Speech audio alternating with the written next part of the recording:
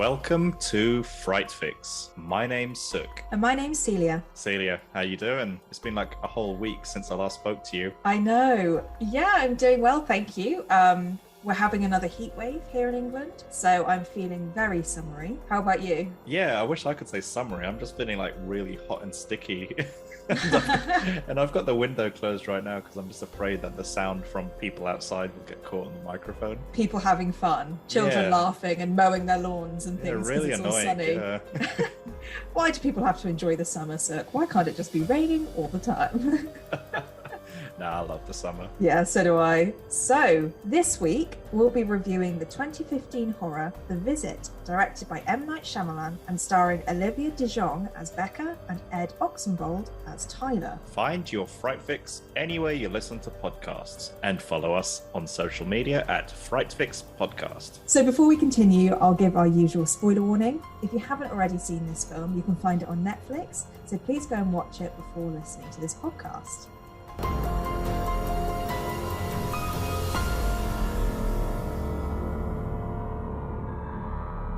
Two children spend a week at their grandparents' house, whom they have never met due to a falling out that occurred between their mother and grandparents years ago. Becca decides to film a documentary about her grandparents to help her mum reconnect and to find out more about them. While filming, Becca and her little brother Tyler discover many strange things about their grandparents, ending with the shocking realization that their grandparents are not who they say they are. Ba-ba-bum. So, Suk, what were your overall thoughts of this film? Now, so M. Night Shyamalan has had a very strange journey as a movie director. Yeah. So, his career was kind of kicked off with, the classic that is The Sixth Sense. And then, very well received. I think it had an Oscar nomination for something. Couldn't remember what it was. But then, it's followed by, Unbreakable and Signs, which, people liked a lot. And then he had this kind of really strange middle period where people didn't like his movies so much. So, he released a movie called The Last Airbender. I didn't realize that was him. Yeah, I think it's based on a Nickelodeon cartoon, which I've not followed that too much, but I think it's called Avatar. But they couldn't name the movie Avatar because Avatar existed. So they had to call it The Last Airbender. But I think The Last Airbender was the subtitle of that TV show anyway. It's called Avatar The Last Airbender. Anyway, enough about that. That's not horror. It was like this kind of superhero type movie, whatever.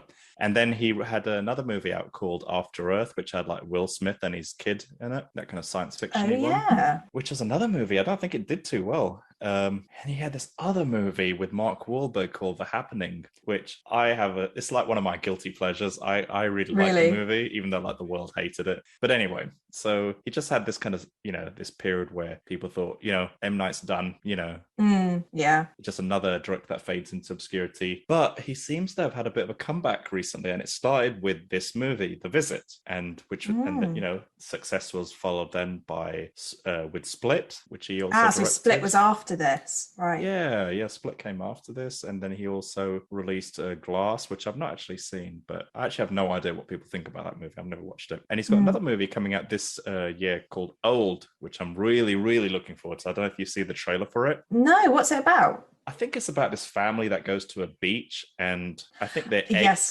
their age I remember now. Suddenly their aging process is like accelerated or something. I mean, I don't 100% know what the story is. I mean, that's just what I gathered from the trailer. But I think the thing with M. Night is I think he works better on smaller movies, like these kind of lower budget movies. And I believe he self-funded The Visit. Oh, okay. So he would have had a much larger amount of control as well. And, I was really happy that he didn't make a cameo in the movie like he does with all of his movies. So I think that served him well. But no, just really, here's a word here's a word I never use, but I was generally overjoyed to see him back on track. I was more happy for him than anything. But in answer to your question, sorry, I kind of like went on a bit of a tangent there, but in answer to your question, kind of overall thoughts in the movie is I had no idea like which direction the story was going because I did not read up on it or anything ahead of time. And for me, the mystery levels were just insane. Like I did not know, I genuinely no clue what was going to happen next. So the twist that came at the end of the movie was unexpected and I was surprised. Right. What were your overall thoughts on the movie, Celia? Well, I mean, I pride myself on the fact that I managed to figure out the twist, I think 3/4 of the way through. And it was only because I realized that no one other than the kids had seen the grandparents. So like people were knocking on the door and asking to see the grandparents throughout, and the mum never actually saw them. And I was wondering, like, why would they not let anybody else see them? Oh my God, it must not actually be the grandparents. And then I kept thinking, is it not? Am I just going overreacting? I don't know. But then, when the twist came, I was quite proud of myself because it was so well done. I thought that it wasn't obvious at all what the twist was going to be at the end. Oh, you're so clever. I did not even figure that out. I'm so stupid. I'm not trying to toot my own horn, but I did feel quite clever. But it was more of just like, because I knew M. Night films had twists in them. And so I was waiting for one. And so I was kind of playing a game with myself of, can I figure it out? And believe me, I had many wrong turns before that of thinking I was like, are they aliens? Because they live in like the middle of nowhere. Have they been abducted? Or I had a few kind of rogue ideas beforehand before I got to that one, but right. Overall, I really, really enjoyed this film. In fact, there weren't many things that I didn't like about it. I loved the handheld camera, the documentary style throughout. Sometimes I get slightly seasick when they do it through kind of handheld cameras because there's so much movement. Sure. But this one, I think every shot was thought about so well that it didn't have that kind of seasick, juttery feeling that, everything's moving all the time. That shaky camera kind of.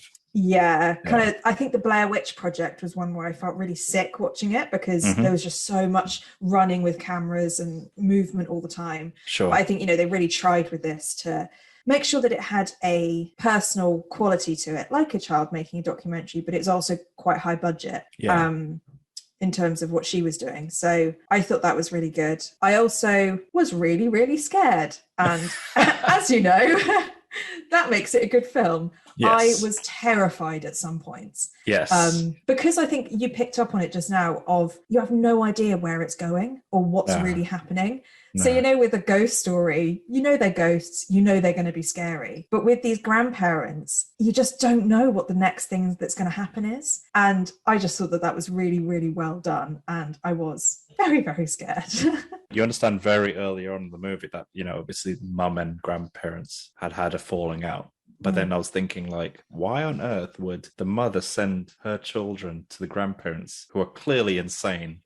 Like, I should have put two and two together then that maybe they aren't the grandparents or something. Or maybe the thought did cross my mind. Maybe the mother knowingly sent the kids to some weird twisted cultish ritual and the grandparents were maybe like in on it and everyone was in on it and the kids had no idea and it was that would have been a very different that'd be a very different film.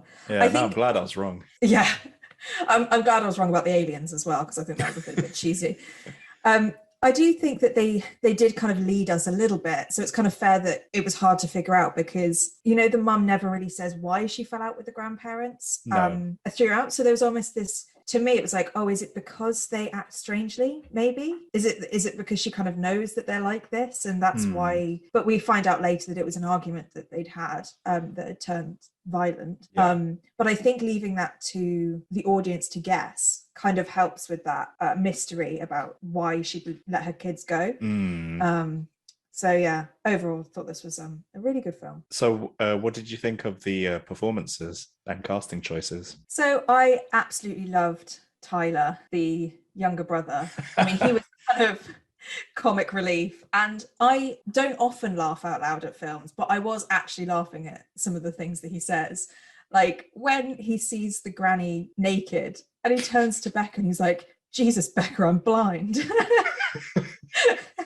He keeps saying that. He's like, to his mum, he's like, yeah, I'm fine, but I'm blind. So so I found their relationship between the two kids, Becca and Tyler, really heartwarming and very much like how my brother and I were like when we were younger. I think they really hit the nail on the head with siblings in real life. The brother being really annoying, but quite endearing in how annoying he is. The older sister kind of trying to be a bit too cool. I'm a documentary filmmaker. I think about things too much. The artist. I'm the artist. No one understands me. I think they had a really nice dynamic and I really enjoyed that. And having a bit of comic relief, especially in such a heavy film like this, was actually just quite refreshing to be. And it's kind of like what we said with Us as well, when you can have a film that's genuinely funny but also really scary. It's quite a hard balance to strike. So I kind of commend M. Night and everybody else who was part of the writing process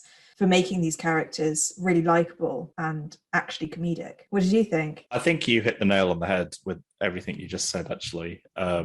It's interesting that you mentioned the comedy, because I read somewhere that M. Night had actually put together 3 cuts for this movie, right? Where one was actually a comedy, because there was surprisingly a lot of humorous moments, especially when he starts rapping and all that kind of stuff, you know. Like, and both of the characters are pretty funny, especially the boy, for sure. And so there was a comedy cut and a straight horror cut, right? And then the third cut being somewhere, you know, somewhat of an amalgamation between the two. And that's obviously what got released. Yeah. But yeah, I agree with you. I thought the actress that played Becca was very good. And I think it all kind of came to a head where, you know, when she's giving the interview with her nana at the end. And I just thought she was brilliant.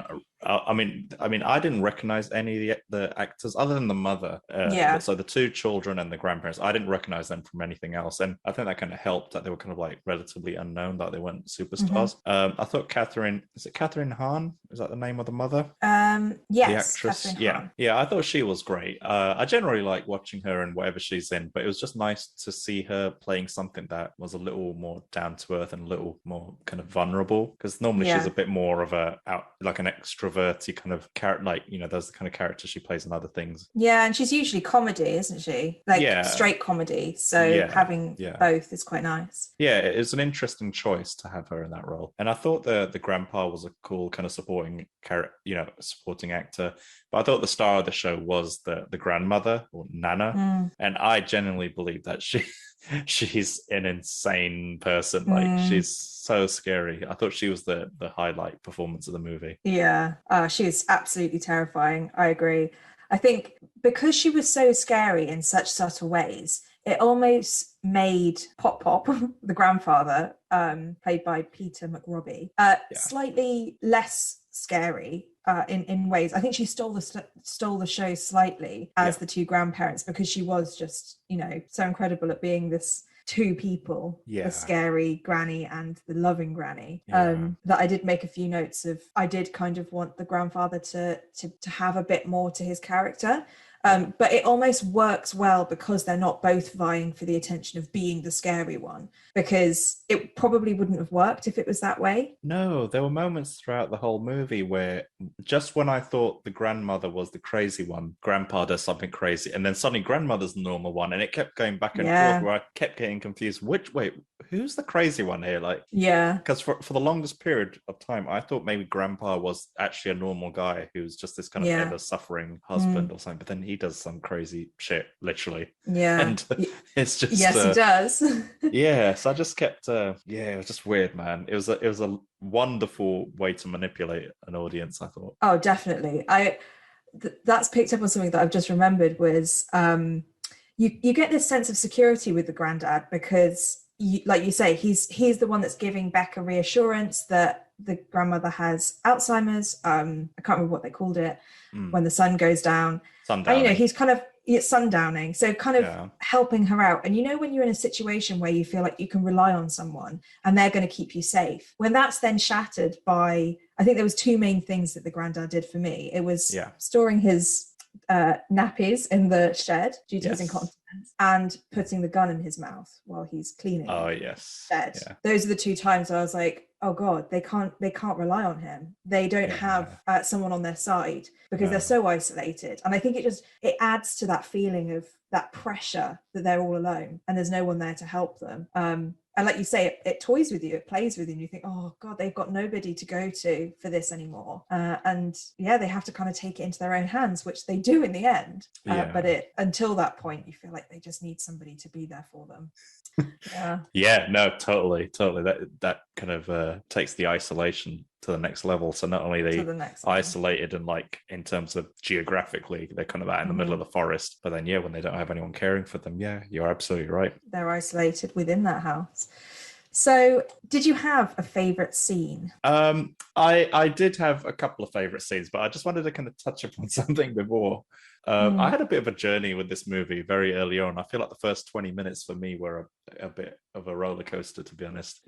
So obviously the movie kind of frames itself as this kind of documentary home movie type thing, you know, that the kids making this movie project. But the first thing that hit me was the quality of the visuals was too good. Yes. And I couldn't quite understand why. Wait, if this was like kids making a movie, more than likely they're using mobile phone or something, but there's no grain in the shots to make it look like it was phone quality. So I kept thinking, okay, they'll show a reflection of the camera at some point, maybe in a mirror, and I'll keep an eye out for it. But I kept thinking there's too much light coming into the lens, so they're using something that's like a lens that's really wide, so it must be like some kind of full frame DSLR. But I'm thinking, no, but the kids can't afford that, that's too expensive or something. And then I just needed to know which model of camera are they using. This is the kind of stuff that I think about when I watch this kind of stuff, because I'm not a camera nerd or anything, but I kind of have enough of an understanding how these things work and what kind of models they'd use. You do sound like a camera nerd. You can't be. maybe. I don't know. But then the way the camera was, there were moments where the camera was zooming in and out, and I was like, wait, that's not a digital zoom, that's an optical zoom, because it's too clear and it's too smooth, and and just the way like the things, the weird kind of parallax in the motion. I was thinking, no, they're using something with like a barrel lens type thing. Yeah. And then sometimes the shots were kind of wide, and then sometimes they were kind of like close up. And I'm like thinking, okay, the lens they're using must be some kind of kit lens, like something that is very wide and something that zooms also. But they're just kids, and that for me as a viewer took me out of the experience a little bit. Because it was like kind of, okay, I know there's an obligation where they have to make the movie look nice so it can be projected in a theater or whatever. But then at the same time, it takes away from the realism. I love how much you thought about that. Yeah, I did. But then by the 12-minute mark of the movie, they showed they were using what looked like a DSLR, and I think it was a full frame DSLR. And I thought that explains it. Just that one shot alone, they revealed it, and explains why there was so much light being let into the lens, and it explained why the zooms they were doing they could do. So for the first 12 minutes, you were just freaking out about what kind of camera this was, but then after the 12 minutes, you could just sit back and enjoy the show. No, that's what I thought. God, this is a roller coaster.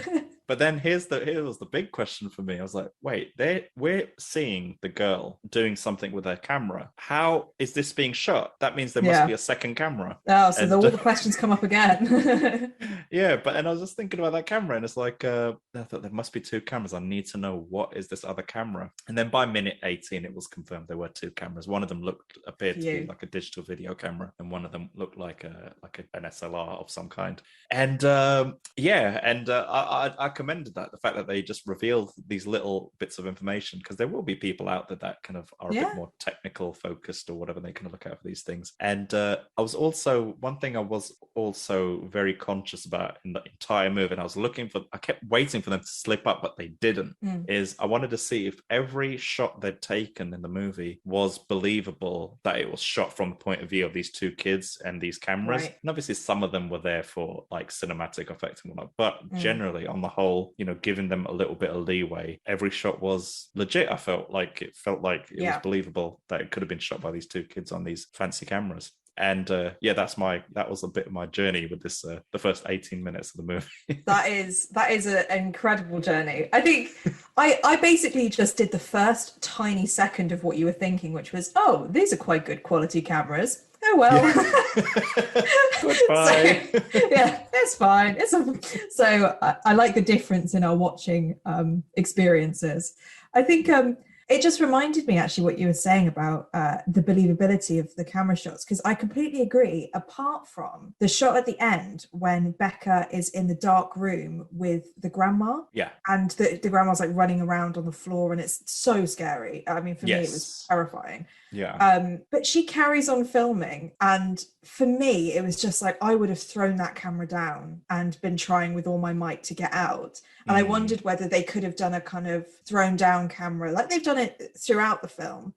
Thrown down camera and Becca's trying to get out instead of her holding it, because they do that in the parallel shots with Tyler. You know, they throw the camera down on the side, on the kitchen counter, as he's kind of attacking the granddad. And like, so that was the only time where I was like, oh, I wonder whether this would actually be true. But then the other part of me is saying Becca's a filmmaker, that's all she wants to do.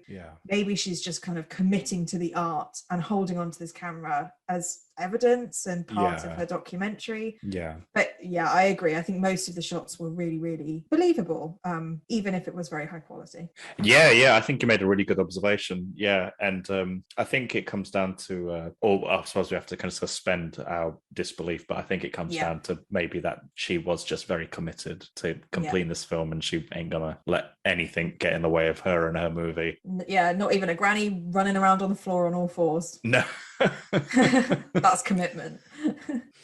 But in answer to your original question about like favorite scene or something, there were two scenes which I really liked, which kind of were the most memorable for me, and that was the first one was when the brother is pointing the camera at his sister, and he's doing like a little mini interview of her.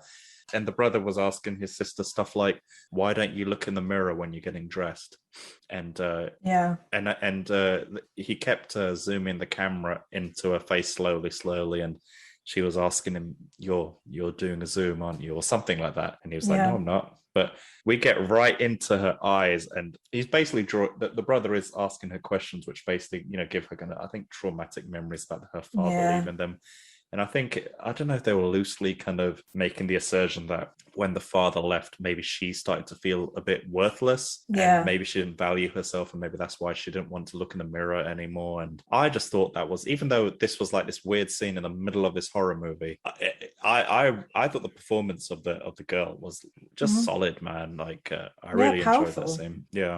Yeah, and it was quite nice that he zoomed in, but not exactly on her face, because he's a kid who doesn't really care about, well, this is how I thought of it. You know, he's just a kid playing around with the camera. And so he zooms in with, like you said, her face slightly off screen. And so you just catch a glimpse of how she's feeling from the eye. And I just thought that was a really interesting way of doing it, because you're showing the fact that it's being filmed by a child while also getting the emotion of the other person. I thought that was so nice. Absolutely. And the other scene I thought that was really good was the final interview scene so by this point they've already found out that the grandparents are imposters, and then Becca decides to interview the grandmother character. And they're sitting down, and then Becca starts asking, I think, about, you know, what happened to Loretta or whatever. And the grandmother starts losing her mind, you know, don't talk about Loretta or whatever.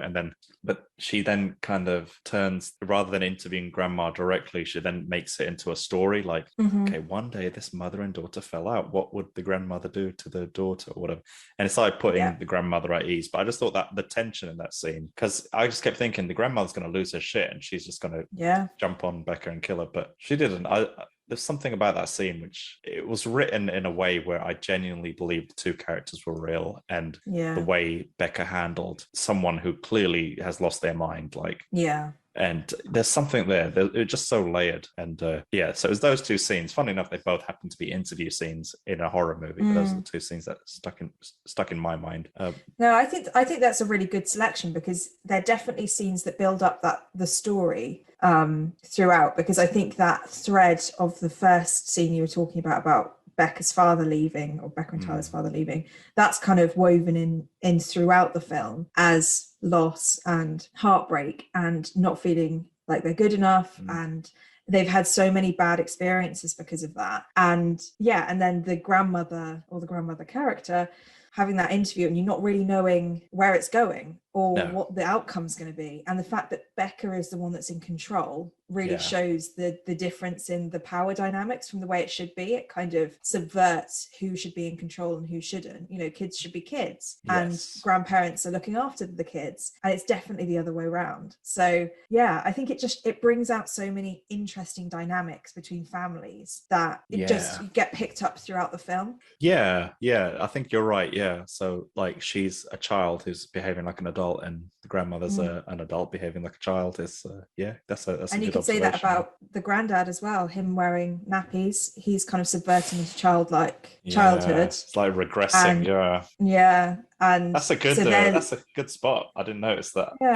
I was just thinking about it now from what you were saying. I think and especially what we were talking about the isolation and feeling like there's no one on your side or no one supporting you. I think it shows that through the fact that the power is definitely the wrong way around. Not power as in someone should be more powerful, but the person who should be looking after the other is the wrong way around. I think that's really interesting. Did you have any scenes that you liked? I mean, you've chosen like really deep ones, and I've chosen ones that aren't very deep. I've just chosen the really scary ones. No, go for it. Tell me the scary ones. Yeah, go for it. So my favorite scene, because I was so scared, and I don't say that lightly. I don't get scared very often, but was when Becca and Tyler are under the house and they're playing that kind of hide and seek in the crawl space under the house. I know what you're talking about. Yeah. And then all of a sudden you just see the grandma with her grey hair covering her face, crawling up behind them and being part of the game. Oh, I've got shivers running down my spine just thinking about it. Chasing them beneath the house, chasing them, and you don't know if it is because I was like, is it her or is it like a ghost or something? That's what I thought at first, actually. Because and the way she crawls, it's very Grudge-like, because she's got the hair over her face, and her limbs are kind of too high as she's crawling. Oh, the chills. And there's a bit when Becca thinks she's got away and she's holding the camera up to her own face, and you can hear her breathing, and then you slowly see the grandmother crawling up behind her, getting closer and closer and closer. It was the fact that they were in such a low space and they were all crawling around, and it went from a kind of childhood game of brother and sister just playing and trying to scare each other to something so terrifying in a matter of seconds. You're kind of longing for this sense of security, that you're just getting to know the characters a bit more, they're just having a bit of fun, and then this happens. And I think that's the first time where I was thinking, oh my god, what's wrong with the grandparents? So it's changed the whole dynamic of what this film is. It's not, I mean, I knew it was going to be a horror at some point, but it's not a lovely story about re-meeting your family at all. And then that's when the questions start. You're like, well, what is actually happening? Because then when they get out at the end, the grandmother just gets up and walks away, and she's got like her dress tucked into the back of her underwear as she walks away. And it's just, you're just left with that scene like, what just happened? What did I just witness? Because 1 minute, she's chasing them like a demon or something. And next minute she's out and she's like, oh, hey kids, dinner's almost ready. And then she turns around and I think you actually see like her butt or something. Like her bare bum is out. Yeah. And that scene was frightening, it was disarming, it was all the things I love about horror film. But I have been thinking about that afterwards as well, about how quickly it went terrible. It was brilliant. I really like that. And the other thing is, I have always been really, really scared of, for some reason, I always had a reoccurring nightmare of waking up and loads of like naked old people in my house. Wait, I used to have it when I was in real life? Yeah, in real life. I don't know why. And it's happened before in a film with Hereditary. It happens in that film where there are just naked old people all around the house in one of the scenes. And it really freaks me out because it reminds me of these like nightmares that I used to have. Oh my goodness. And then it happens in this film as well. And so I get really scared when and I'm not talking about normal old people. Obviously, I love them. But these ones really, really scared me. It kind of like unlocked a fear of, I don't know what it was, but... It's funny you say that, because last week in Rosemary's Baby, there's like naked old people in the house as well whilst Rosemary's sleeping. There is, but they're not scary, I suppose. I mean, they are, but it's not the same as... Oh, right. I see what you mean. You know, the woman scratching on the walls and running up and down. It just hits a nerve. Yeah, that's. But then you have the contrast of seeing the naked old granny and then Tyler being like, Jesus, I'm blind. Yeah. And you just get this just comedic entry of Tyler, and it makes the film so up and down. It's a massive roller coaster the whole way through. It really is. You don't ever really know which direction it's going in. No, and I think that kind of conveys how Becca and Tyler must be feeling, like, because they're kind of gaslit throughout the film of, oh, it's fine, yes, she's just having a moment, or oh, you know, your granddad's just incontinent and he's very ashamed about it. And there are kind of plausible reasons pretty much up till the end about why they're acting that way. Yeah. And so I think then the audience is in the same mind frame until you figure it out. You're like, is this normal? Is this not? And as it goes along, you're like, no. It's just like Rosemary's Baby, actually. I think we had the same conversation with that, didn't we? About you should never really know if it didn't give it away. Yeah. I mean, yeah, with this one, yeah, there were loads of points where it was like, yeah, a lot of the stuff could just be explained away with reason, but yeah, a few too many coincidences. Yeah, a few too many things that you can't just say, oh, it's normal, it's just old people, which is what Becca says at the beginning. She's like, oh, old people are just different from us. I'm like, I'm not sure you've met many old people, because usually they are lovely and caring and kind, but these people are not. Did you have anything that you didn't like about the film, though? I know we've talked a lot about what we've loved. Oh man, here's the thing: the film generally, on the whole, was pretty good, and my list of dislikes is bare bones at best. And the one standout bit where I felt like the film kind of dropped the ball a little bit was, you know, at the end when they're running out of the house to the police, where the kids are escaping the house. Yeah. Suddenly there's like this kind of music playing whilst they're running. And I just thought, like, throughout the whole movie, there was no, like, all the sounds you hear were sounds from the scene that they're in. So whether it's the sounds of things moving or people talking or something playing on the radio, I don't know, laptop or whatever, but then suddenly at the end there was music playing that was not part of the world that the characters inhabited. It was more like a music soundtrack, and I just felt like, oh man, like maybe it was played to emphasize the scene and make it more powerful than it was, but which might have been great, which a lot of people may have preferred. But for me, I just kind of felt like right at the last minute you dropped the ball. Everything was perfect until that. Yeah, it just kind of sucked me out of it a little bit, and that's really interesting, because. So I actually loved that. I really loved that. We disagree on something, finally. Yeah, finally. Right, note this down. At minute whatever of episode whatever, I don't know anymore.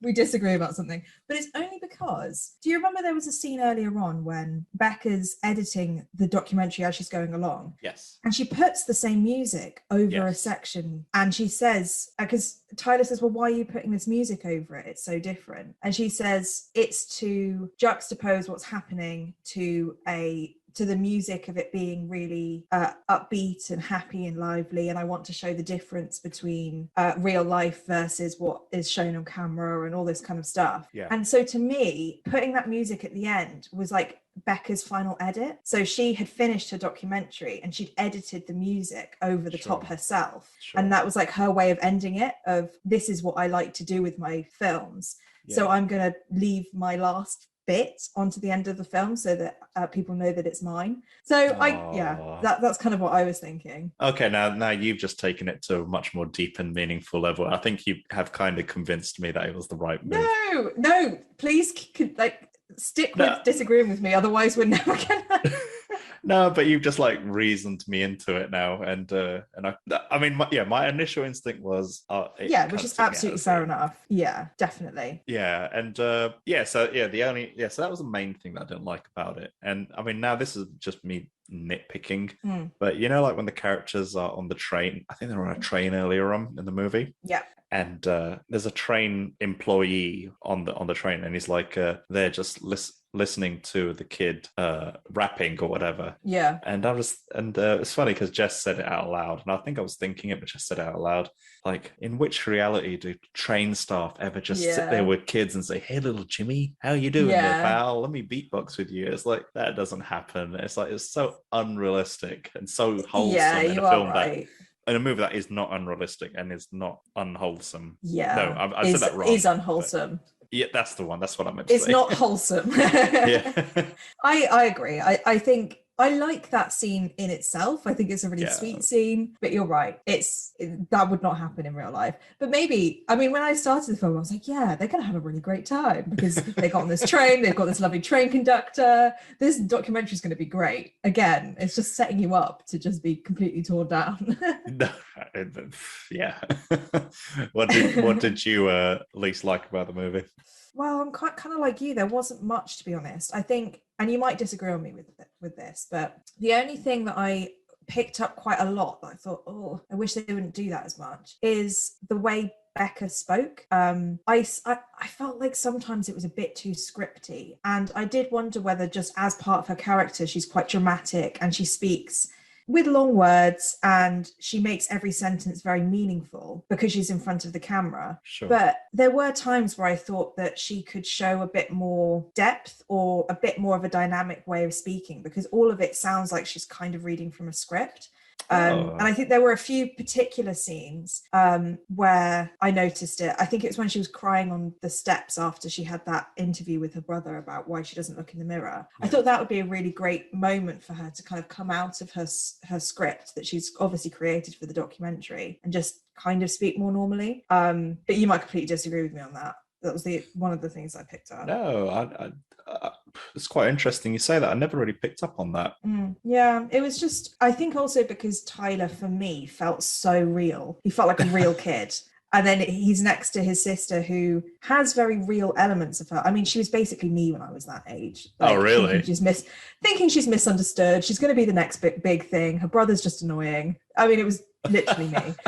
And my brother was him.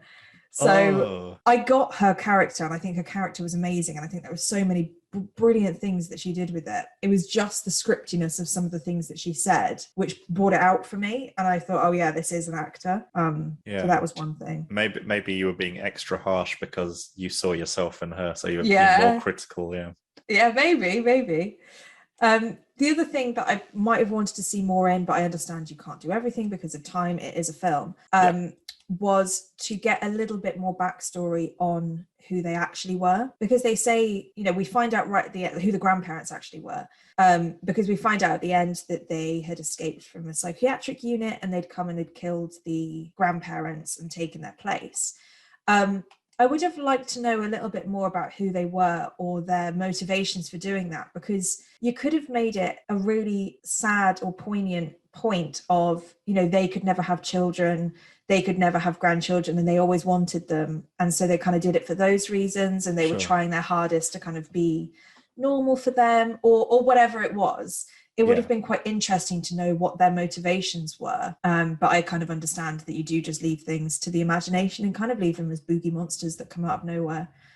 Yeah. Absolutely. It's like, like in a movie can only have such a duration. And can only kind of put in so many elements. I imagine that's the kind of thing you'd see if there was ever a novelization of the movie. You'd probably get all these extra chapters on, like you'd probably get a chapter on the breakdown between the relationship, the legitimate grandparents and the mother. You probably get a chapter on the background of these patients, psychiatric patients. Yeah, that would have been quite interesting to know. Yeah, I just always like the backstories of the characters, but I think I wouldn't have wanted to have lost any of the rest of the film for that, if you know what I mean. The character development that actually happens is incredible. I think you really get to know the characters, apart from the grandparents, obviously, but the kids and the mum. You really get to know them, you get to understand who they are and what motivates them and that, the things that they're finding difficult. And so I wouldn't want to lose any of that to add this in. But it's just something that I thought at the end, I was like, oh, I really want to know. I really want to know what happened with them. And I actually forgot to say this in what I liked about the film. Yeah. But I actually found the rap at the end. So Tyler, rap. I thought that was incredible. I loved that. So they go through this terribly horrific ordeal, and you could think, right, they're scarred for life, they're never going to return as normal people. And then as the credits roll, Tyler's just doing this rap about his experiences, and I just thought, this is a really nice ending in a film that was so horrible. it's nice to end on such a endearing, funny note. Yeah, and that ending worked because it kind of built up to it throughout the movie. It showed the brother rapping throughout the movie and his kind of like goofiness and whatnot. But if that scene just happened at the end randomly, it would have been like, what is going on? Like, exactly. Yeah. He's taking his passion and he's actually got something to rap about now. yeah. I don't think many people would believe him though. And it would be very niche if people were like, oh yeah, have you heard this song about this kid whose grandparents were his grandparents and did terrible things? Oh no, that is a good scene to like, and I like your reasoning for it. Yeah, it's just a nice way to end it, and very different from a normal horror film. Yeah, to end it on such a high note. Cool. So Celia, do you have any themes you spotted in this movie this week? Yeah, I spotted a short one, and I think maybe you picked up on it as well. So say if you did, but I really liked the similarities between this film and the Hansel and Gretel fairy tale. Don't know if you were thinking about that. No, I wasn't, but now you've said it. I want to hear more. So I'll kind of start from like all the things that I picked up that I think are kind of similar. So obviously Hansel and Gretel is an old fairy tale that has loads of different versions, but the main version is that two children are left in the forest to fend for themselves because their father and stepmother are too poor to look after them. They leave trails of breadcrumbs to try and get home, but in the end they get lost. They walk into the forest and they find a gingerbread house, a house made out of gingerbread, covered in sweets and things, and a lovely old woman who lets them into the house and essentially fattens up the boy and makes the girl a slave. And in the end, the old woman turns out to be a witch, and the witch tries to eat the boy, and they end up pushing her into the oven and getting away. Yeah. So that's Hansel and Gretel, and the reasons I think it's similar. That is spot on, actually. It is, isn't it? So you've got a boy and a girl in the film who go to a remote house in the middle of nowhere, just like Hansel and Gretel, and you get greeted by a grandmother as well as a grandfather. And the grandmother constantly bakes throughout the film. She's baking every day. She says, I've made cookies, I've made brownies, I've made bread. Exactly like the fairy tale, kind of fattening them up, using that as a way of kind of drawing them in and making them feel safe. So that's when I noticed it. I was like, why do they keep making them eat? I was like, oh, right. Okay. So this might be this kind of fattening up or trying to lure them into a false sense of security that they're in a place that they can be happy. And then there's the scene there's two scenes actually, when the grandmother tries to get Becca to get inside the oven to clean it. Yeah. And so that was another thing that's very similar, is that the witch in the story is trying to put them in the oven to eat them. And the first thing I thought when I saw that scene was that the grandmother's trying to assert her power and dominance over Becca by seeing how far she can push their relationship.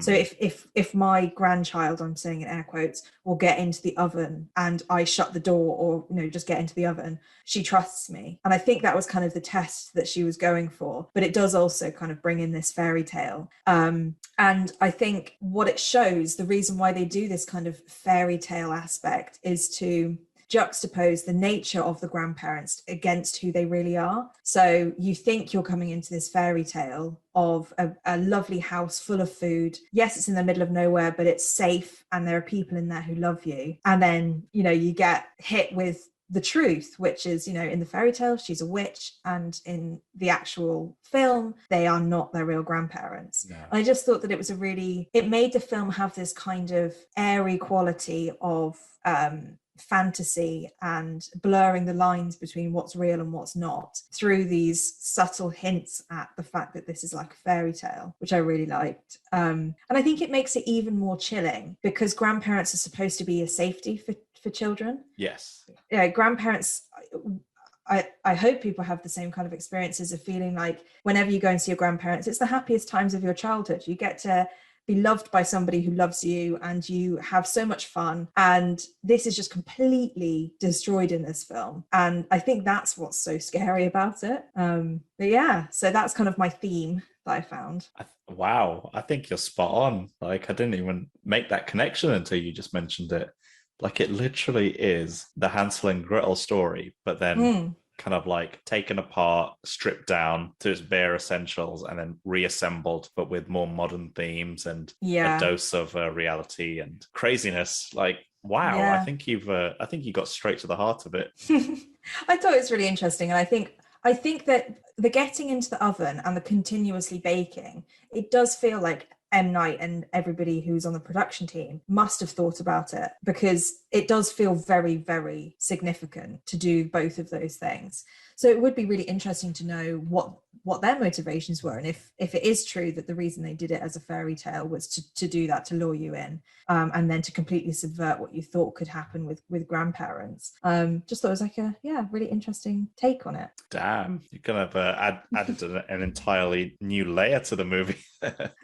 I do want to go back, because I only thought about that afterwards, and I wonder whether there's more in the film that kind of goes along with that, but those are the things that I could think of. I feel like you've given me like a new set of glasses that I can put on and watch the movie with Hansel and Gretel vision. Yeah, rose tinted glasses. Yes. So, Suk, do you have any trivia from this film? So not really any trivia from the movie, but throughout the movie, the phrase sundowning was mentioned a couple of times. Yeah. And I was interested to know what sundowning was and to see if it was actually a real thing or if it was just some science fiction-y thing made up for this movie. Yeah. So I did look into it, and it's a legitimate thing that exists. Oh, really? Yeah. So I've just got the definition that I found. I don't know how accurate this is or not, but I'll just read it out. So sundowning is a term used for the changes in behavior that occur in the evening around dusk. Some people that have been diagnosed with dementia experience a growing sense of agitation or anxiety at this time. Sundowning symptoms might include a compelling sense that they are in the wrong place. So that's like the grandfather who keeps thinking he needs to get on the train to go to that costume party. But it's the grandmother. That's actually really interesting, because it's the grandmother who's supposed to have sundowning, but it's actually, from that definition, it's the grandfather who displays symptoms of it. Yeah, and well, I mean, grandma's always run about 9:30. She always goes crazy around the house. Yeah, but that definition you just read out about feeling like you're not in the right place is what the grandfather does when he tries to leave to go to the costume party all the time. Yeah, because he's always putting that tuxedo type thing on, isn't he? So maybe they both have it rather than just the grandma. I was under the impression maybe they both had it. Okay, right. Maybe I just missed something. You're just like, well, clearly. No, not at all. But yeah, so it's nice. I had no idea. That was a real thing. No, it's really interesting. It's nice for a movie to actually acknowledge like a real condition and kind of work it into its story somehow. Yeah, I mean, the only thing it brings up is, I think it's the same as the issues around Split, which is also an M. Night Shyamalan film. The way that you characterize kind of mental illness and the way that it's portrayed in films, because both of the films do take it as a scary thing. Right. And I do wonder whether it would actually almost be better if it wasn't real, because you're not stigmatizing somebody who does have that condition into somebody who is like the grandmother, because it's quite a derogatory version of probably what people experience. And I do wonder whether, I mean, it always rubs me the wrong way a little bit when real mental illnesses are used in films, because of that reason of, if you had it and you knew that that's not what it was really like, it must be really hard to watch those films.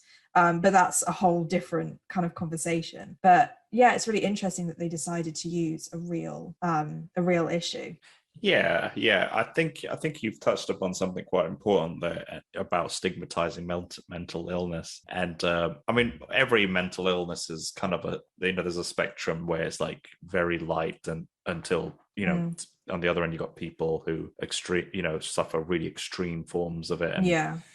And I wonder if any research was done when making this movie to show it, sundowning, and like if people who do suffer from sundowning actually do experience things as extreme that were demonstrated in this movie.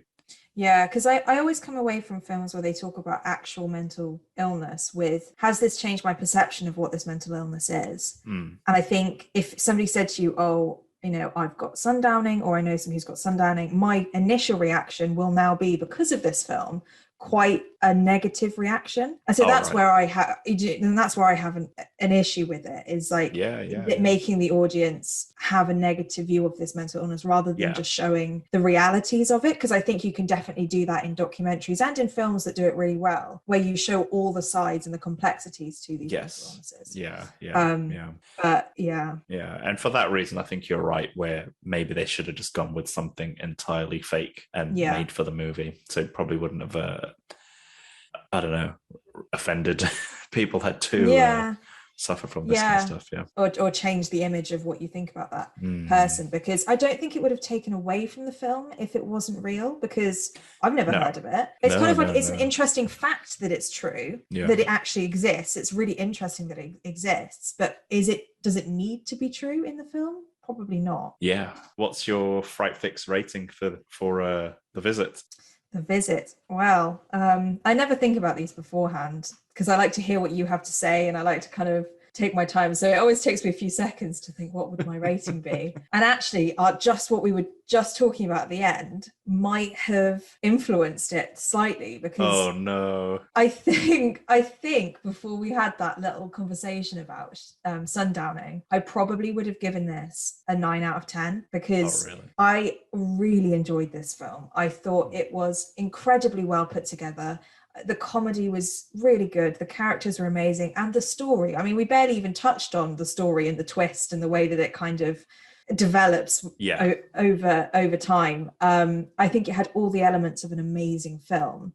But now thinking about it and thinking about that kind of question around mental illness, I do think I'm going to give it an 8.5 rather than a 9, just because of that last conversation we had.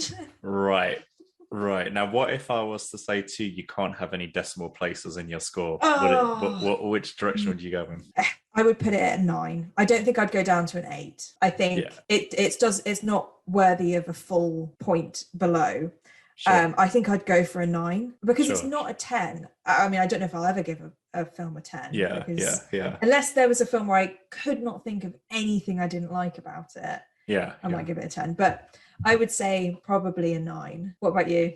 Man, I feel like you're a tougher judge than I am. You're a tougher critic, and I think it's good that you've got higher standards than I have. Actually, I like that.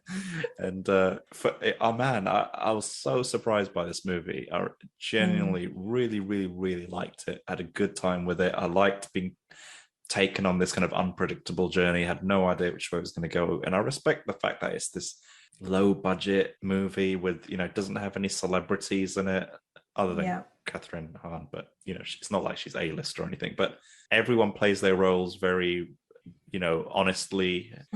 And I loved the camera work and just those kind of commitment to keeping everything very realistic. Other than that last bit, but you've kind of convinced me around that. And I liked how, like, right at the very end, you see, when the boy's rapping in his room, you see Becca's like combing her hair, looking in the mirror. She's kind of like come through her journey and everything. I didn't realize that. And I even, despite how horrible that bit was, I thought it was super brave when Grandpa shoved his used nappy in the boy's face. That was like horrendous, but you know what? I thought it worked, and I'm not even feeling bad about this, but I'm giving the movie a 10 out of 10. And for me, it's just nice to see M. Night make a comeback, and I'm so pleased for him, and I love it when these kind of, like, especially when these kind of Hollywood redemption stories happen, and I do like these to see, these kind of like rise, fall, and rise again type stories, and for me it's 8/10. Wow, that's great. I think we need to have some sort of celebration of the first 10 out of 10. No, I think you're right. We'll celebrate when we both give a movie 10 out of 10. When that day comes, we'll be on episode 150. We hope you enjoyed this month's Fright Fix. Join us next month as we'll explore a new horror film. We will be posting the movie a few days before the podcast episode is released on our social media, so be sure to follow us at Fright Fix if you want to watch the film ahead of time. If you would like to send us a message or want us to cover a scary movie on an upcoming episode, please feel free to contact us on Instagram or Twitter, or email us at podcast@frightfix.com. See you next time.